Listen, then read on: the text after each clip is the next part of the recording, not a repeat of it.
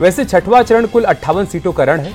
कौन इस चरण में लीड ले रहा है, वोटिंग परसेंटेज क्या इशारा कर रहा है और पूर्वांचल की 8 सीट बीजेपी के लिए कैसे नाक का सवाल बन चुकी है, पूरी कहानी सिलसिलेवार तरीके से आपको समझाएंगे। लेकिन सबसे पहले एक रिपोर्ट दिखाते हैं।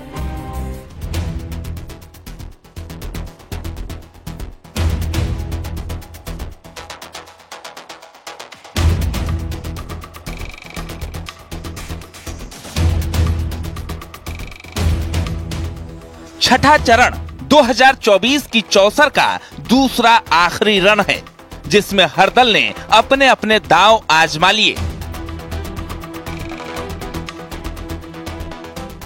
पिछले 5 चरण में जहां वोटिंग के आंकड़े कभी उलझाते तो कभी चौंकाते रहे, इस बार भी कमोबेश वही तस्वीर सामने आई। चिलचिलाती धूप में मतदाताओं की लंबी लंबी कतारें लोकतंत्र के त्योहार को खूबसूरत और 24 की फाइट को दिलचस्प बना रही है। लेकिन सवाल अब भी वही है कि छठे चरण में देश के 8 राज्यों की 58 सीटों पर वोटिंग हुई है। इनमें 2019 के नतीजे देखें तो 58 में से 40 सीटों पर बीजेपी ने जीत दर्ज की थी। 4 सीटों पर बसपा, 3 सीटों पर जेडीयू, 4 सीटों पर बीजू जनता दल और 3 सीटों पर तृणमूल कांग्रेस ने जीत हासिल की थी। इसी तरह यूपी की जिन 14 सीटों पर वोटिंग हुई, इनमें 2019 में बीजेपी 9 सीटें जीती थी, बीएसपी के खाते में 4 सीट और सपा ने 1 सीट जीती थी। अगर बिहार की बात करें तो छठे चरण की 8 सीटों पर 2019 में बीजेपी ने 4, जेडीयू ने 3 और लोक जनशक्ति पार्टी ने 1 सीट जीती थी, यानी सभी सीटों पर एनडीए का कब्जा था। हरियाणा में 10 की 10 सीटों पर बीजेपी को ही विजय मिली थी। वेस्ट बंगाल में जिन 8 सीटों पर इस बार मतदान हो रहा है, वहां पर बीजेपी ने 5 और टीएमसी ने 3 सीट जीती थी। झारखंड में 4 सीटों पर मतदान होना है, यहाँ पर बीजेपी ने 3 सीटें जीती थी। दिल्ली में 7 में से 7 सीटें बीजेपी ने जीती। ओडिशा में 6 सीटों पर मतदान है। बीजेपी ने पिछले साल यहाँ पर 2 और बीजेडी यहाँ पर 4 सीट जीती थी। अब सवाल उठता है कि छठे चरण में जिन सीटों पर आज वोटिंग हुई, क्या उनके नतीजे 2019 की कहानी दोहराएंगे या फिर जनता अपने फैसले से चौंकाने वाली वोटिंग कर चुकी है। हारी हुई सीटों पे बीजेपी की अपनी रणनीति थी और उसी रणनीति को उन्होंने आगे बढ़ाया है और हर जगह उन्होंने अपने लोगों को तैनात किया था।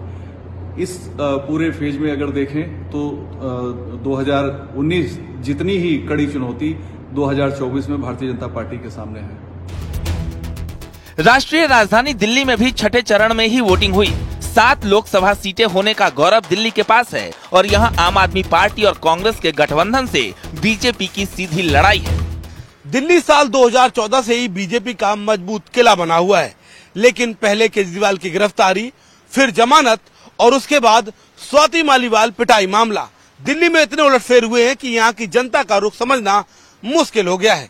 लेकिन दिल्ली की उत्तर पूर्वी सीट पर सबसे दिलचस्प लड़ाई मनोज तिवारी और कन्हैया कुमार के बीच देखने को मिली, जबकि नई दिल्ली सीट से आम आदमी पार्टी के प्रत्याशी सोमनाथ भारती और बीजेपी की प्रत्याशी बांसुरी स्वराज की किस्मत ईवीएम में बंद हो चुकी है। इसी तरह यूपी में भी छठे चरण में कई दिग्गजों की किस्मत ईवीएम में कैद हो चुकी है। सबसे बड़ी फाइट तो आजमगढ़ में देखने को मिली। आजमगढ़ में दिनेश लाल यादव निरहुआ की सीट पर सबकी नजरें हैं। यहां से पूर्व मुख्यमंत्री अखिलेश यादव के चचेरे भाई धर्मेंद्र यादव चुनाव लड़ रहे हैं। सुल्तानपुर से मेनका गांधी की किस्मत ईवीएम में कैद हो चुकी है, तो राजा भैया के प्रभाव क्षेत्र वाली 4 सीटें प्रतापगढ़, श्रावस्ती, भदोही और प्रयागराज में भी जनता अपना फैसला ईवीएम में कैद कर चुकी है। Bureau report, news 18।